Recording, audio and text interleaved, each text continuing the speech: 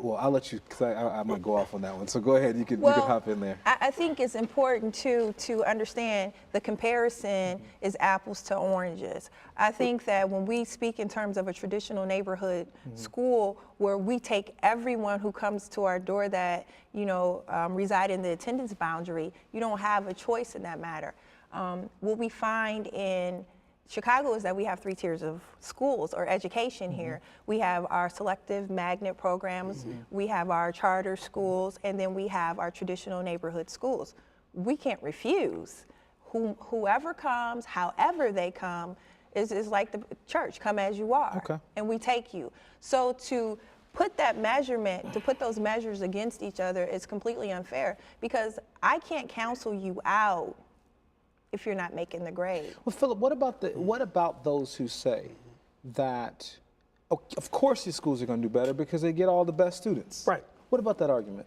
Well, I think that argument is broad, and I think it's somewhat baseless, because if you look at the data of students that are leaving both the neighborhood schools and that neighborhood charter, the percentages are very close. So kids are leaving schools, period, which is unfortunate.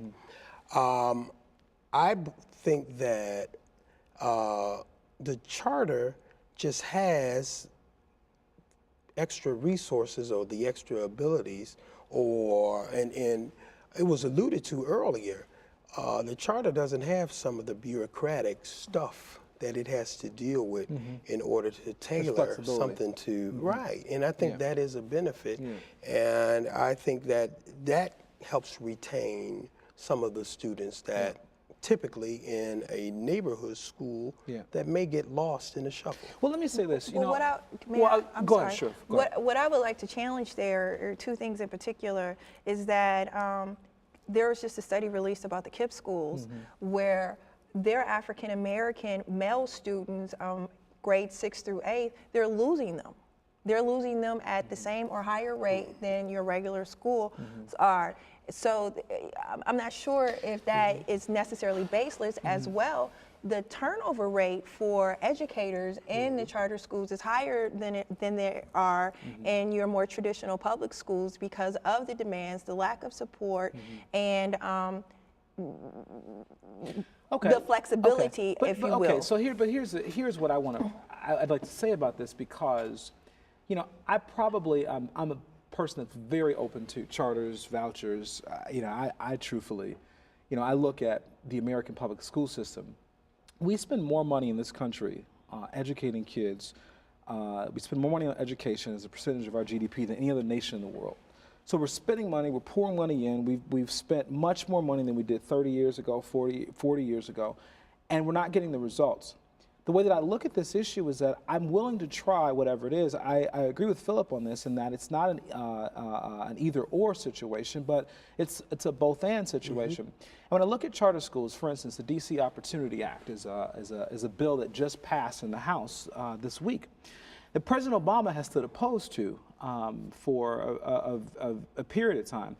And fundamentally at the core, whether public schools work well, whether the voucher schools, charter schools are not working, we could have that debate. But fundamentally, logically, there's a problem, I think, with the idea that, say, the president or, say, a congressman or a senator would send their kids to a private elite school and they wouldn't give other children the same opportunity. I work at a public college. I love working at a public college. We have an open admission issue. Everybody comes in the door. But why not look at providing opportunities? And let's do this together. Let's figure out ways. There are even teachers' unions that have supported some level of school choice and vouchers and that sort of thing. Let's look at all the solutions. Let's see what works, and let's put those things on the table.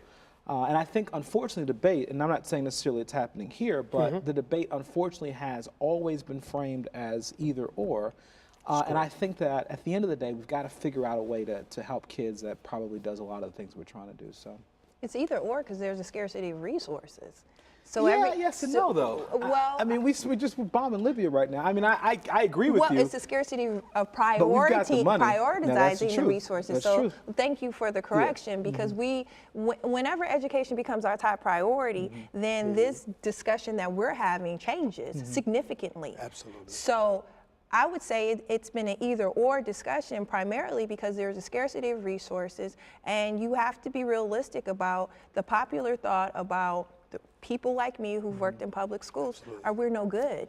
We don't cut, we don't do you're right. And by far, we have more education. We've refined our craft over and over again. However, we are under-resourced. Absolutely. Completely, and the types of issues that our students bring to us on a daily basis are significantly different than those that happen in Naperville or those that occur in Winnetka. So when you make these comparisons, I think these comparisons have to be very clear about what you are calibrating here. You can't put those two up against each other. So there's an issue of fairness when we place these judgments around education and public education. And particularly, this is a conversation in poor neighborhoods, in brown neighborhoods, and in black neighborhoods. So we cannot neglect the discussions about racism. Absolutely. We cannot neglect the discussion around unemployment and opportunity in these neighborhoods. Well, absolutely. And see, and that's one of the reasons why I initially just stated that I would not speak in very broad terms, because many of the things that were said by the wonderful guests, I agree with. I just think that coming from, I grew up in Inglewood in Chicago. When I graduated from Guggenheim Elementary, which is on 71st and Morgan, when I graduated in 1978, my mother determined that I could not attend Inglewood High School. Now, that's no slight to the teachers at Inglewood at that time, but obviously there was something going on that she recognized that I would not get the kind of education that she would want me to receive from that school. And because my mom worked at the post office, she could not afford to send me to the neighboring Catholic school, etc. So all I'm saying is, my premise is, we need to find a balance. We need to find a way to support traditional schools, and we don't have the political will to support the traditional education public system. But in doing so, we need to have the opportunity for individuals to attend that local traditional school, but if they think their child would benefit from a gender-specific school in the neighborhood, they should have that option. Yeah, and you're right. Teachers have been demonized. I mean, I agree with you 1,000%. I mean, you look at this Wisconsin, this debacle in Wisconsin, and this idea that teachers are making millions of dollars. And they're not. I mean, give me a break. You know, it's silly and it's ridiculous. And we are fighting over, restricted resources. But not because we don't have the resources, and that's the frustrating thing. You know, the United States spends about, even though we spend a lot of money, we still only spend about 3% of our federal budget on education. And we leave it up to the states, and if you live in a state that cares about education, then they're going to give you a lot of money, and if you don't, then hey, you're basically out of luck. Absolutely. So, and Illinois is, 49? Yeah, So absolutely. I don't have to, that sends a message there. And Illinois would be, if it wasn't for Nevada, which receives the majority from gaming, we would be last. Yeah, absolutely. You know, it's funny because we're talking about the issue of measurement. And, Teddy Roosevelt said that to educate a man in the mind and not in the morals is to educate a menace to society. And one of the things that I love to talk about in terms of measurement of education is not just the measurement of these tangible skills, whether you can read, write, or do arithmetic, but what kind of people are we developing? And the thing that makes me excited about the possibility of private schools, voucher schools, that I think that we're lacking on some level in our traditional public schools, and I'd like to see us do this more, is to introduce these overarching moral elements, to introduce these overarching character elements, to design education around thematic concepts, because there is research that shows that schools that have kids around a focus point, around a theme, typically tend to do better. And unfortunately, we have a very segmented education system, and we do not touch these issues of morality and that sort of thing. So we give kids these skills, but we don't teach them how to be citizens and those, and as Thomas Jefferson talked about. And so I think, you know, what you're saying is, I think what both of you are saying is very true and real.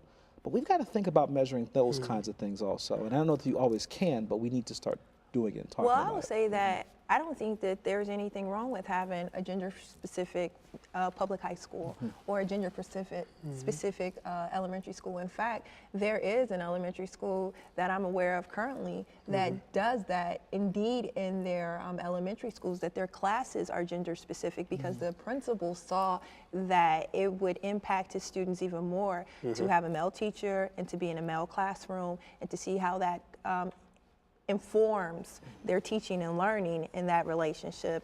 As well, you have multitude of character education programs. In fact, I used to teach a freshman seminar class that spoke about social skills in terms of we can disagree, but we don't have to be disagreeable. We can cooperate, and what does that look like, and what does that sound like? So these things are there, but what ends up happening is that when leadership changes at that specific school, then the mandate changes as well. And they're not at the core of what we're trying to achieve in education anyway. So they're ancillary. And well, they're ancillary because what's more important is Princeton review and making sure that our students are prepped well for tests, because if that doesn't happen, then the leadership is not there when the contract is up in 4 years.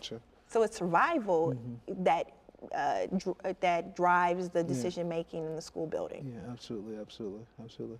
Absolutely. Yeah. Well, and that speaks to the kind of bureaucratic issues that teachers have to deal with in a diminished district with no funds and no resources. I support those kind of thematic programs. There are a number of schools that have developed various principles around citizenship, where at its core, the activities are developed around such. And if we're honest, many times the only place that the students even receive any of this information is where? At school. Yeah. Because the households, the challenges of the neighborhood, they're not getting it. So I think that we need to find a way to expand those, be it in traditional, be it looking at the charter option as a way to develop schools to support those kind of ideas. You're absolutely right. And we, as we approach this, because we'll be doing this show again, another education show, we must approach this from a holistic level. We've got to look at families and how we support families and community, because these issues are not in isolation. We're actually, it looks like we're out of time at this point. So thank you guys for coming today. Thank you. Thank you. I look forward to additional conversations with you. Thank you. Thank you. Judging the success of a public school student is an issue complicated by multitudes of methodology and of motivations. This discussion has reflected the complexity of the issue.